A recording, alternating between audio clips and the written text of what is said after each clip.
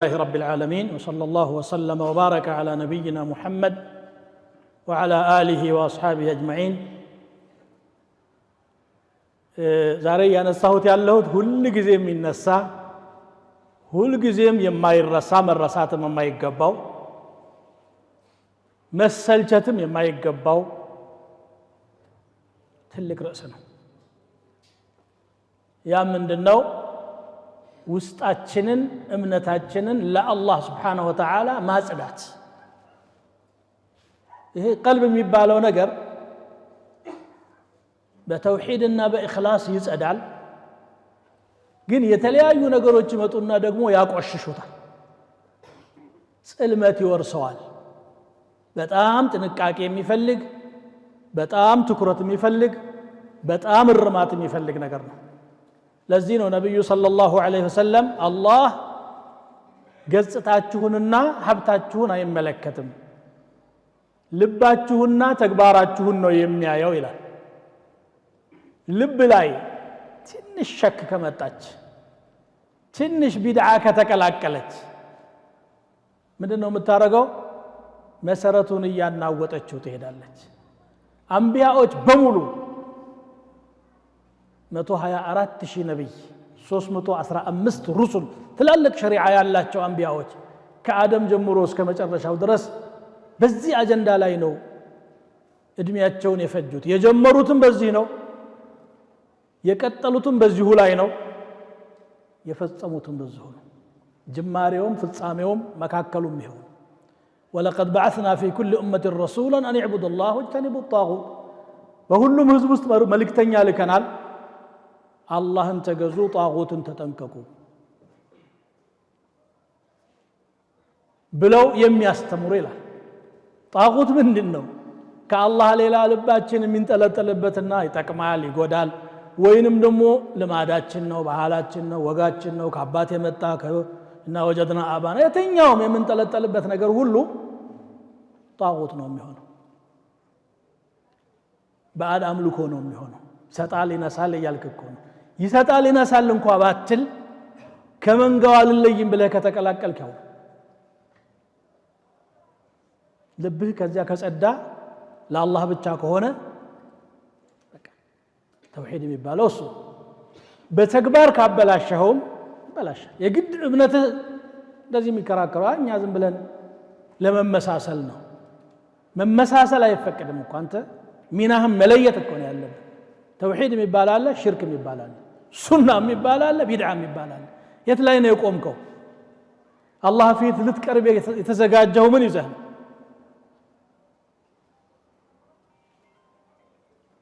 وما أرسلنا من قبلك من رسول إلا نوحي إليه أنه لا إله إلا أنا ሁሉም አንቢያዎች ቁርአን ከፋቲሃ ጀምሮ እስከ ሱረቱ الناس ድረስ ስለ ተውሂድ ነው የሚያወራው። ስለ አላህ ሕቁቅ ያወራል። ተውሂድን ስለሚያፈርሱ ነገሮች ያወራል።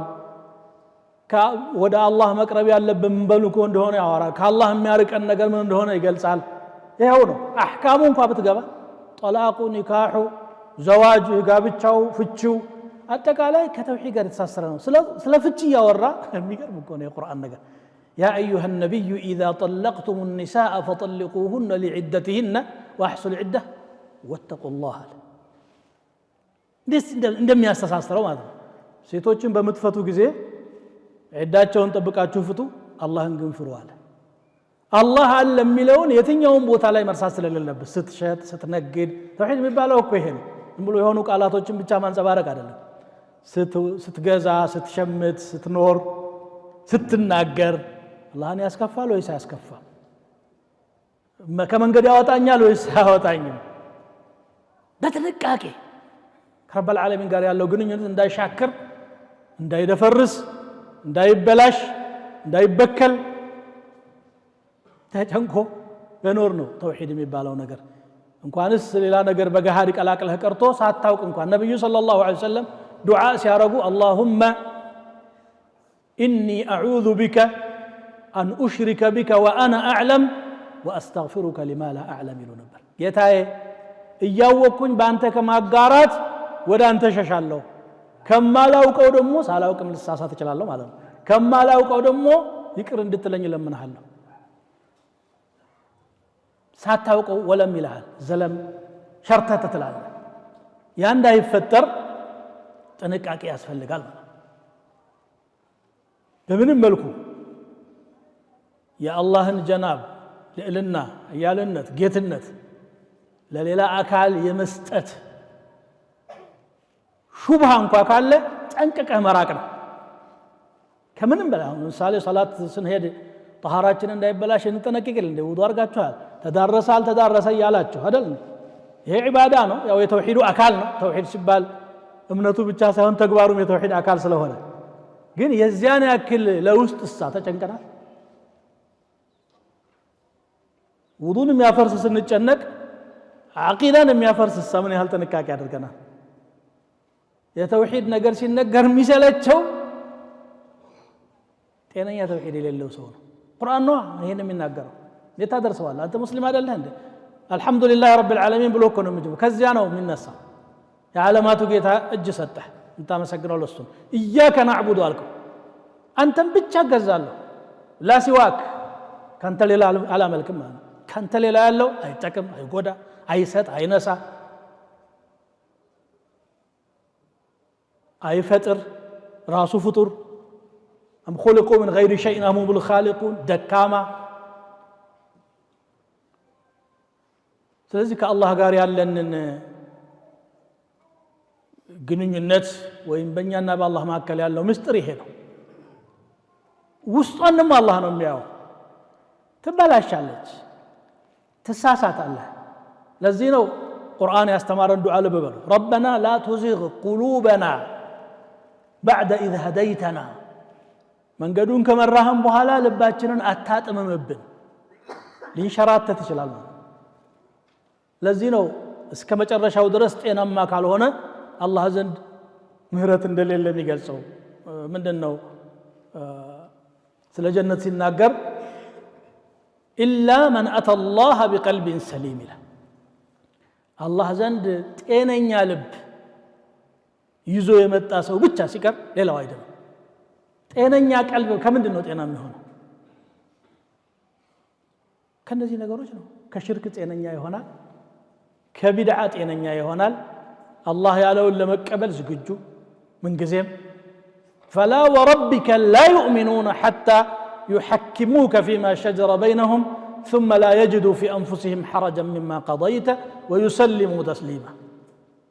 بقيته ونبين አንተን በመሐከላቸው በሚፈጠር ነገር እስካላስ ፈረዱህ ድረስ አማኛ ይሆኑ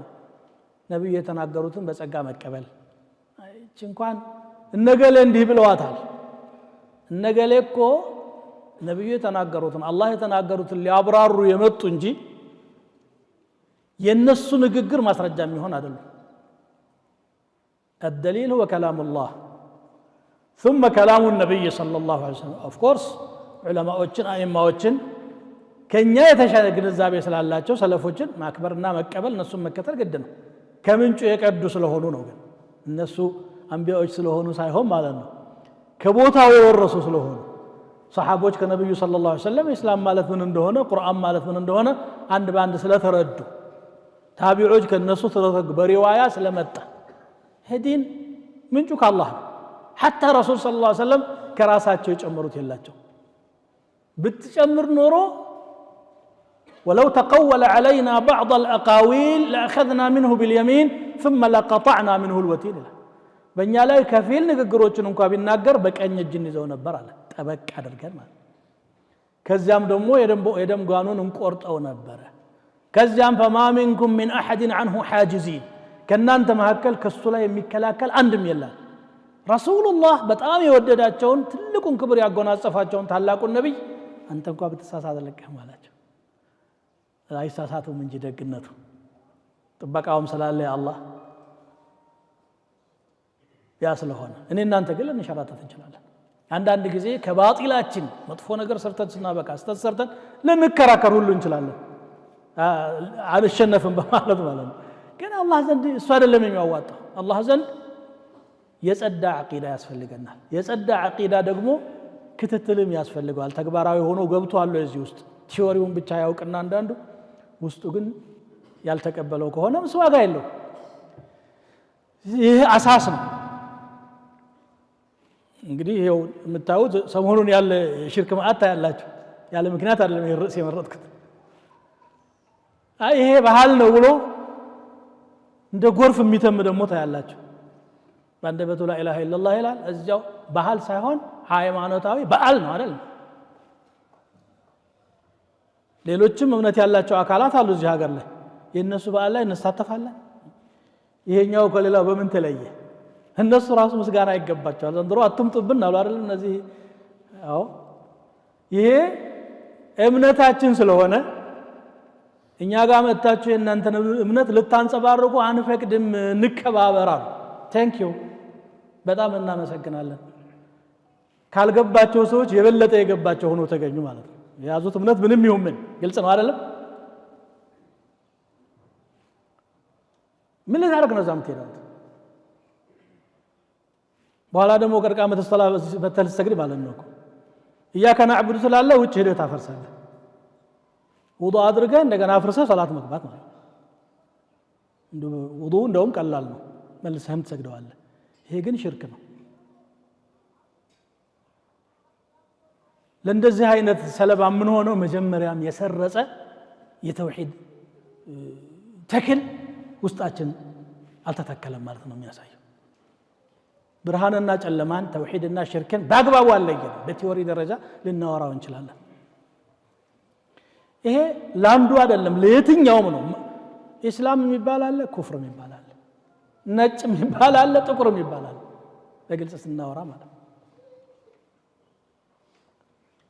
አንተ ቁል ሁወ አላሁ አሐድን እየቀራህ እባክህ አትምጣብኝ እስከምትባል ድረስ መጠበቅ የሚገርም ነገር ነው ይሄ የተውሂድ ነገር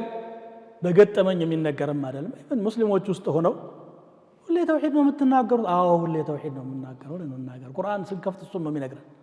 ሌላ መጽሐፍ እንቀይር ካልሆነ በስተቀር ወልዒያዙ ቢላህ اللهم አይሻብን የምንቀራው ቁርአን ከሆነ ዛሬም ነገም ከነገ ወዳም እስከ ህልፈተ ህይወት ስለ ተውሂድ ነው የምናወራው ሶላቱም ተውሂድ ነው ዘካውም ተውሂድ ነው الله بالله مسرات القرآن حجم توحيد نوزام هدن لبيك اللهم لبيك لبيك لا شريك لك كونه يا توحيد كونه لا إله إلا الله وحده لا شريك له صدق وعده وأنجز وهزم الأحزاب وحده توحيد إلى اللبت يتني الله يتم إسلام مست توحيد اللمبوت الله تيمم ولا وضوء لا وضوء أرجع استابك أشهد أن لا إله إلا الله وحده لا شريك له أن محمدا عبده ورسوله يا لند فتحت له أبواب الجنة الثمانية إلى لا في صحيح البخاري الله في صحيح مسلم الله حديث وضوء أرجع قابل تشوس توحيد الله في تشوس توحيد الله سبحانه وتعالى يمترس عبته قد من لنور في السماء يقب هذه هي الحياة الإسلامية إسلامها هي مالته هنا أقول ما تسمعون وأستغفر الله لي ولكم ثم صلوا وسلموا على نبيكم كما أمركم في محكم تنزيله في قوله الحكيم إن الله وملائكته يصلون على النبي يا أيها الذين آمنوا صلوا عليه وسلموا تسليما اللهم صل وسلم وبارك على سيدنا محمد وعلى آله وأصحابه اللهم آت نفوسنا تقواها وزكها وأنت خير من زكاها وأنت وليها ومولاها اللهم حبب إلينا الإيمان وزينه في قلوبنا وكره إلينا الكفر والفسوق والعصيان واجعلنا من الراشدين اللهم إنا نسألك رضاك والجنة ونعوذ بك من سخطك والنار اللهم ردنا إلى كتابك وسنة نبيك مردا جميلا اللهم إنا نسألك العفو والعافية والمعافاة الدائمة في الدين والدنيا والآخرة اللهم انصر الإسلام والمسلمين اللهم انصر المستضعفين من أمة محمد صلى الله عليه وسلم في برك وبحرك يا أرحم الراحمين اللهم انصر المستضعفين اللهم كن لهم عونا ونصيرا اللهم اخذل المستكبرين وآهنهم في الدنيا والآخرة يا أرحم الراحمين اللهم إنا نسألك العفو والعافية والمعافاة الدائمة في الدين والدنيا والآخرة عباد الله إن الله يأمر بالعدل والإحسان وإيتاء ذي القربى وينهى عن الفحشاء والمنكر والبغي يعظكم لعلكم تذكرون فاذكروا الله يذكركم واشكروه على نعمه يزدكم ولذكر الله أكبر والله يعلم ما